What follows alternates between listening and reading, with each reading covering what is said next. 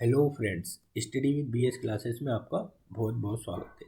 आज हम भारतीय अर्थव्यवस्था के तहत गैर बैंकिंग वित्तीय संस्थाओं के बारे में जानेंगे, जिसे हम NBFC non banking financial companies भी कहते हैं। ठीक है, वे कंपनियां जो सामान्यतः बैंकिंग कार्य नहीं करती परंतु ग्राहकों को वित्त सुविधाएं उपलब्ध कराती है, एनबीएफसी कहलाती है। आरबीआई के अनुसार एनबीएफसी वह कंपनी है जो कंपनी अधिनियम के तहत ऋण, अंश प्रतिभूति, बीमा व्यापार, चिटफंड व्यापार आदि कार्य करती है, एनबीएफसी कहलाती है। एनबीएफसी के अंतर्गत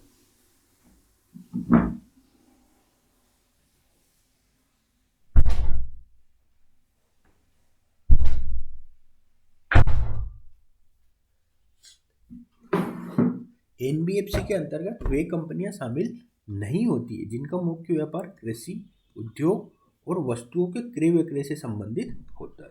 ठीक है, एनबीएफसी अग्रलिखित कार्य नहीं करती। कौन कौन से कार्य नहीं करती?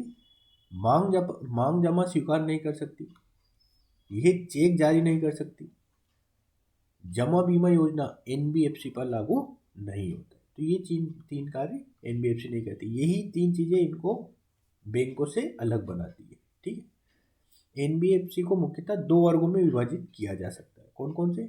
एनबीएफसी डिपॉजिट और एनबीएफसी नॉन डिपॉजिट, जिसे सूक्ष्म वित्तीय संस्थाएं जिसे माइक्रो फाइनेंस इंस्टीट्यूट भी कहते हैं।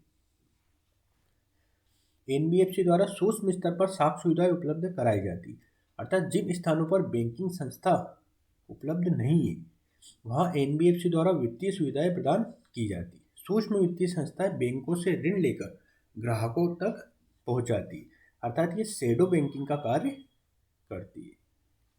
भारतीय डाक भुगतान बैंक वित्तीय समावेशन को बढ़ाने में गेम चेंजर की भूमिका निभा सकती है। यद्यपि इसकी राह चुनौतियों से परिपूर्ण है। इसकी व्याख्या कीजिए। तो आपको इसमें भारतीय डाक भुगतान बैंक के बारे में पूरा बताना है और ये किस तरह से भारतीय अर्थव्यवस्था में सहायक है वो बताना है। ठीक है, तो उसका जो क्वेश्चन का आंसर मैं रील्स बनाकर डाल चुका हूँ। एक और प्रश्न हम देखते हैं। अर्थव्यवस्था के समावेशी विकास के लिए वित्तीय समावेशन अनिवार्य है। इसकी व्याख्या कीजिए। वित्तीय समावेशन, फाइनेंशियल इंक्लूजन क्या होता है? वित्तीय समावेशन से वंचित व्यक्तियों को प्रचलित वित्तीय व्यवस्था से जोड़ना है। इसके अंतर्गत उन व्यक्तियों को भी शामिल किया जाता है जो सुदूर ग्रामीण क्षेत्रों में रहते हैं, अर्थात वित्तीय समावेशन समाज के वंचित वर्ग को वित्तीय सुविधाएं प्रदान करना। परिणाम स्वरूप उस वर्ग को भी अर्थव्यवस्था की मुख्य धारा से जोड़ा जा सकता है। वित्तीय समावेशन के अंतर्गत जनसंख्या के बड़े वर्ग को निम्न सुविधाएं उपलब्ध कराई जाती। कौन कौन सी सुविधाएं? बचत करने के लिए बैंक खाते की आसान उपलब्धता, सस्ती दर पर ग्रामीण व्यक्तियों, गरीब वर्ग, निम्न आय वाले व्यक्तियों को ऋण उपलब्ध कराना, वंचित वर्ग को मूलभूत वित्तीय सेवाएं जैसे बीमा आदि उपलब्ध कराना। यह सर्वमान्य है कि वित्तीय समावेशन के बिना समावेशी विकास का लक्ष्य नहीं प्राप्त किया जा सकता, क्योंकि प्रत्येक व्यक्ति को आर्थिक विकास की मुख्य धारा से जोड़े बिना विकास प्रक्रिया का लाभ नहीं पहुंचाया जा सकता। इस प्रकार वित्तीय समावेशन अर्थव्यवस्था की वितरण प्रणाली का महत्वपूर्ण अंग है।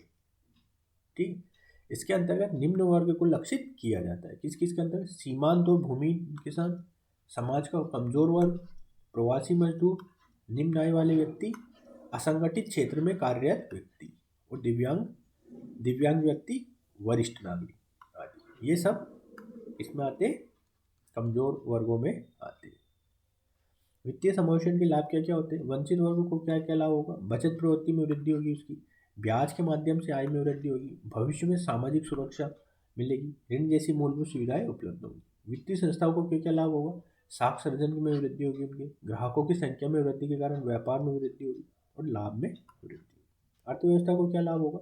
संसाधनों की गतिशीलता में वृद्धि होगी, बचत और निवेश में सुधार होगा, उत्पादन और रोजगार में वृद्धि होगी, आर्थिक समृद्धि दर में वृद्धि के कारण जीवन स्तर में सुधार होगा। सरकार को लाभ, सरकार को क्या क्या लाभ होगा? कल्याणकारी योजनाओं को वास्तविक लाभार्थी तक भेजना डीबीटी के माध्यम से। सरकार को अनावश्यक व्यय में कमी, जो सरकार का अनावश्यक व्यय होता है उसमें कमी आएगी। राजकोषीय घाटे पर नियंत्रण रहेगा। वित्तीय व्यवस्था को क्या लाभ होगा? असंगठित वित्तीय व्यवस्था को संगठित वित्तीय व्यवस्था से प्रतिस्थापन किया जा सकेगा। असंगठित वित्तीय बाजार के कारण उत्पन्न समस्याओं में कमी आएगी। वित्तीय समावेशन को बढ़ाने के लिए निम्न संस्थाओं की भूमिका होती है। कौन कौन सी? बैंकिंग संस्थाएं, इसमें वाणिज्यिक बैंक, सहकारी बैंक, रीजनल रूरल बैंक, भुगतान बैंक, लघु बैंक और बैंक साथी। बीमा कंपनियों में क्या क्या होगा? एनबीएफसी रहेगी, non banking financial company, post office, सूक्ष्म वित्तीय संस्थाएं, जो मैंने बताया था आपको, माइक्रो फाइनेंस इंस्टीट्यूशन। वित्तीय समावेशन का मापन कैसे किया जाता है? वित्तीय समावेशन को मापने के लिए संपूर्ण वित्तीय व्यवस्था में वंचित वर्ग की भूमिका को मापा जाता है। अर्थात यदि वंचित वर्ग की भूमिका में वृद्धि होगी तो उसे वित्तीय समावेशन का विस्तार कहा जाएगा। इस प्रकार प्रत्येक वित्तीय संस्था द्वारा वंचित वर्ग को उपलब्ध कराई जाने वाली सुविधाओं की गणना की जाती है, जिससे वित्तीय समावेशन की जानकारी मिलती है। अब वित्तीय समावेशन के समक्ष चुनौती कौन कौन सी है? अत्यधिक जनसंख्या है, वित्तीय साक्षरता का अभाव है, आधारभूत संरचना की कमी है, वित्तीय समावेशन की जटिल प्रक्रिया है। जो केवाईसी अपन कराते हैं वो काफ़ी जटिल होती है, बार बार बैंकों के चक्कर लगाने पड़ते हैं। वित्तीय समावेशन के लिए किए गए प्रयास अभी तक कौन कौन से? तो सबसे महत्वपूर्ण प्रयास है प्रधानमंत्री जन धन योजना। इसके तहत प्रत्येक व्यक्ति के खाते खोले जा रहे हैं, बैंक में खाते खोले जा रहे हैं। इससे क्या होगा?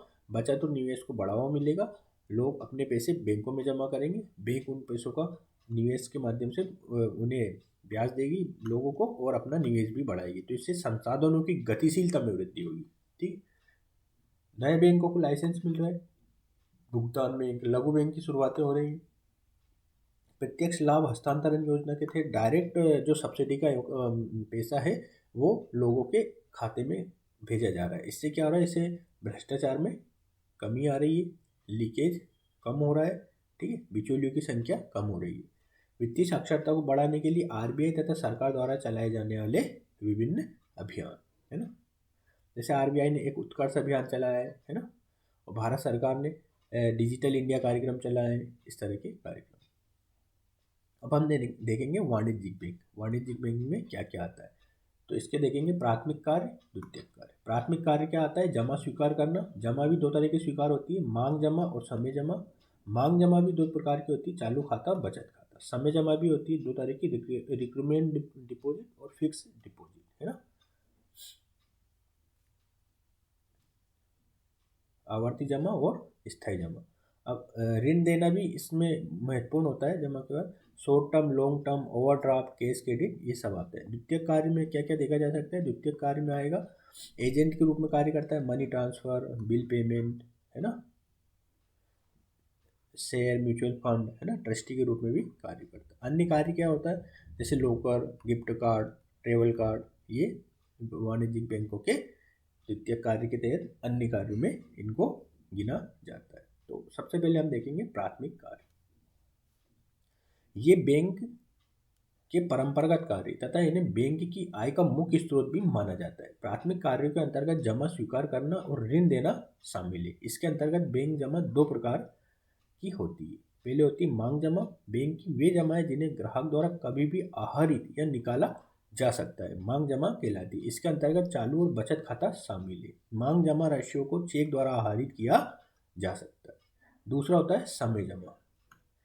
ये जमा राशि एक निश्चित अवधि के लिए स्वीकार की जाती है तथा ग्राहकों द्वारा मांग पर देय नहीं होती है एवं इन्हें चेक द्वारा आहरित नहीं किया जा सकता है। इन्हें परिपक्वता अवधि के अंत में ही आहरित किया जाता है। दूसरा होता है ऋण देना। वाणिज्यिक बैंकों द्वारा प्राथमिक कार्यों के अंतर्गत निवेश अथवा उपभोग के उद्देश्य से ग्राहकों को ऋण दिया जाता है तथा ये निम्न वर्गों में विभाजित होता है। पहला होता है अल्पकालिक ऋण। ग्राहकों को अल्पकालिक आवश्यकताओं की पूर्ति के लिए बैंकों द्वारा ऋण उपलब्ध कराया जाता है। सामान्यतः इसकी अवधि 7 वर्ष तक होती है, जैसे शिक्षा ऋण। दूसरा होता है दीर्घ अवधिक ऋण। ग्राहकों की मूलभूत आवश्यकताओं की पूर्ति के लिए यह ऋण दिया जाता है। सामान्यतः इसकी ब्याज दर अल्पावधिक ऋण की तुलना में कम होती है। ओवरड्राफ्ट फैसिलिटी होती है ना, जिसे अधिविकर्ष बोलते हैं। ये सुविधा चालू खाते पर दी जाती है ना। ये एक अस्थायी सुविधा है। इसके अंतर्गत ऋण का आधार ग्राहक की वित्तीय परिसंपत्तियाँ होती है ना। ग्राहक के पास जितनी वित्तीय परिसंपत्ति होती है उसे ओवरड्राफ्ट का मिलता जाता है। ग्राहक द्वारा एवं निश्चित सीमा तक पुनः निर्धारित उपलब्ध सीमा तक अपने खाते में उपलब्ध राशि से अधिक धनराशि का चेक जारी करने की अनुमति होती है। नगद साफ कैश क्रेडिट बैंकों द्वारा ग्राहकों को उनकी वर्तमान भौतिक परिसंपत्तियों के आधार पर ऋण की सुविधा दी जाती है। इस सुविधा में बैंकों द्वारा आहरित किए जाने वाली राशि पर ही ब्याज वसूला जाता है। उधार लेने वाले व्यक्ति को अपने व्यवसाय से संबंधित दस्तावेज बैंक के सामने प्रस्तुत करने होते हैं तथा उनके आधार पर बैंकों द्वारा ग्राहक की क्रेडिट सीमा निर्धारित की जाती है ना, कि इसे इतना मतलब क्रेडिट दिया जा सकता है। अब हम देखते हैं द्वितीयक कार्य। वाणिज्यिक बैंकों द्वारा द्वितीयक कार्य के रूप में ग्राहकों के अभिकर्ता के रूप में भूमिका निभाई जाती है, जिसके अंतर्गत निम्न कार्य किए जाते हैं। कौन कौन से कार्य किए जाते हैं? नगद कोषों का हस्तांतरण, बिल, बीमा, प्रीमियम आदि का भुगतान करना, ग्राहकों के निर्देश एवं शेयरों का क्रय विक्रय करना, न्यास के न्यासी की भूमिका अदा करना, ग्राहकों को आयकर संबंधी परामर्श देना और अन्य कार्य। अन्य कार्य में क्या क्या आएगा? विदेशी मुद्रा का क्रय विक्रय करना, लोकर सुविधा देना, गिफ्ट कार्ड, पर्यटन कार्ड आदि जारी करना। अब हम एनपीए को अगले वाले वीडियो में देखेंगे। तो आज का वीडियो यही समाप्त करते हैं। वीडियो देखने के लिए बहुत बहुत धन्यवाद।